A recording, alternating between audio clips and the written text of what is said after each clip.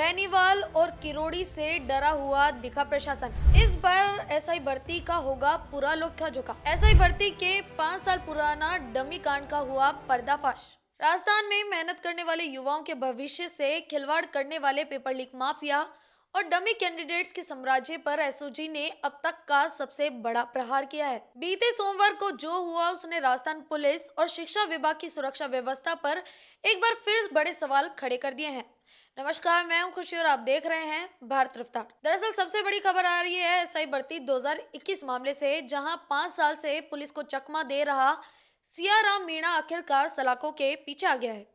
इस शख्स ने 15 लाख रुपए में अपनी ईमानदारी का सौदा किया और अपनी जगह एक डमी कैंडिडेट को परीक्षा में बिठाया। नतीजा, सियाराम को हिंदी में 140 से ज्यादा नंबर मिले और उसने लिखित परीक्षा पास कर ली।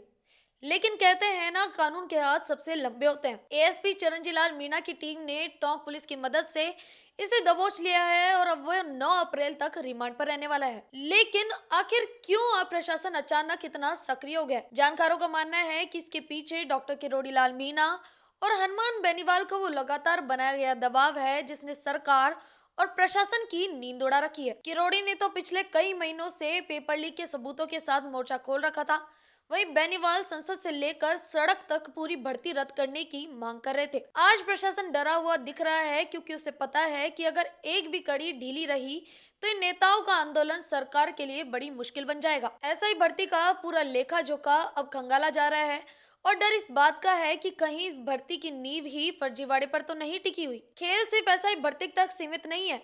एसओजी ने 2019 और 2020 की बीएसटीसी परीक्षा में भी 12 मूल अभ्यर्थियों को गिरफ्तार किया है। इनमें 2 महिलाएं भी शामिल है।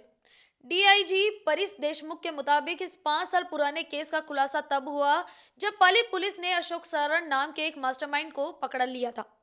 एसओजी ने जब शक के आधार पर मूल अभ्यर्थियों की लिखावट और उनके सिग्नेचर के नमूनों को एफएसएल भेजा तो सब कुछ साफ हो गया। परीक्षा हॉल में किए गए साइन और असली अभ्यर्थियों के साइन मैच ही नहीं हो रहे थे। यानी परीक्षा किसी और ने दी और डिग्री कोई और ही ले रहा था। अब सवाल यह है कि क्या ये सिर्फ 13-14 गिरफ्तारियों तक ही सीमित रहेगा, या फिर उन डमी कैंडिडेट्स तक भी पुलिस पहुंचेगी जिन्होंने पैसे लेकर दूसरों का भविष्य बर्बाद किया। हालांकि परिस देशमुख ने यह भी साफ कर दिया है कि गिरफ्तारी का अगला नंबर अब डमी कैंडिडेट्स का ही है। तो बेनीवाल और किरोड़ी लाल मीणा की मांग साफ है कि जांच सिर्फ प्यादों तक नहीं रहे, असली शहंशाहों को भी बेनकाब किया जाए। तो आपकी इस पूरे मामले पर क्या राय है, हमें कमेंट बॉक्स में जरूर बताएं और बने रहे भारत रफ्तार के साथ।